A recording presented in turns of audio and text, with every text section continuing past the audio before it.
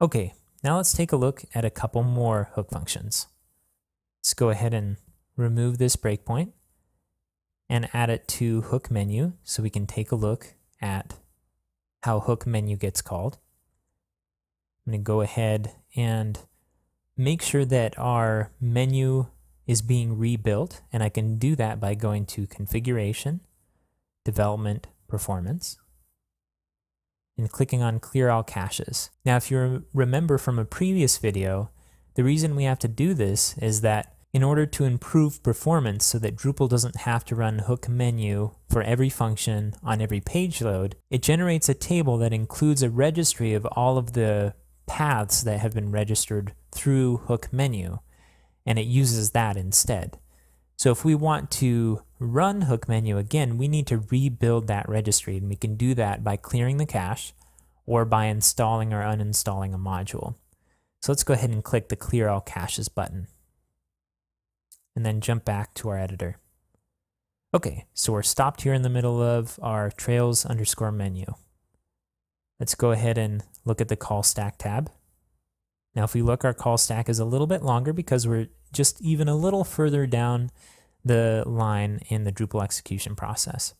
So if we take one step up the call stack, we see a call to call user func.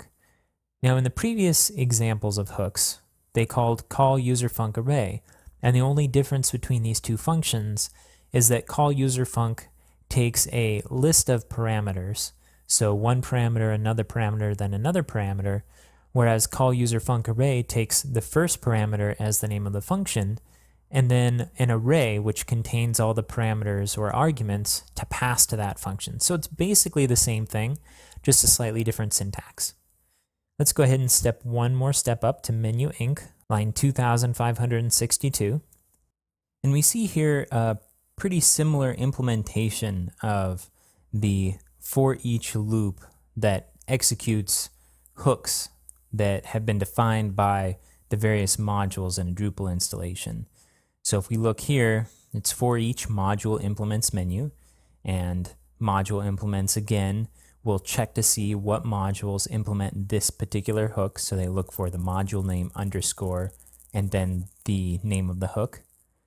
And then it loops through each of those, and then it calls that function by simply taking the module name and appending underscore menu to it and running that.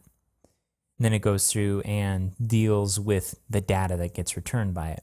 So you can see that all of these implementations are very similar. They boil down to gathering a list of the modules that define a particular hook and then executing them in a loop.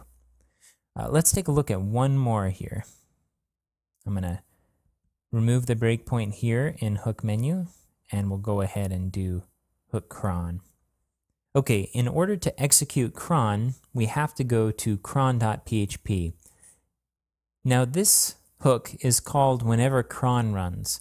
If you're unfamiliar with cron, it's a script that runs at regularly scheduled intervals or during a cron run, and this script takes care of things like creating the search index, and when there's emails to be sent out for particular modules, it will go through and send out a group of those. So if we want something to be executed at particular intervals, we can go ahead and add that code into this hook. And I'll show you an example of that as we go through this demonstration. So in order to execute this, we need to go to cron.php, but starting in Drupal 7, there's a token that's required at the end of the URL in order for it to process. We can get that by going to Reports and Status Report. On this page, down here you see cron maintenance tasks, and there's a link to run cron manually, which is what we want to do. Or we can also set up cron on our server to execute this script right here. Let's go ahead and click this run cron manually. Let's go back to our editor. We see we've stopped here in the middle of our trails cron function. Let's look at the call stack. So we have a predictable trail here. We have a call user func array, And then before that is a module invoke all, which is the same function that we saw with hook init. And then before that we have Drupal cron run. So let's go ahead and jump to there. So again, this is just a single line that implements a hook across all modules. All it is module invoke all and then the name of the hook.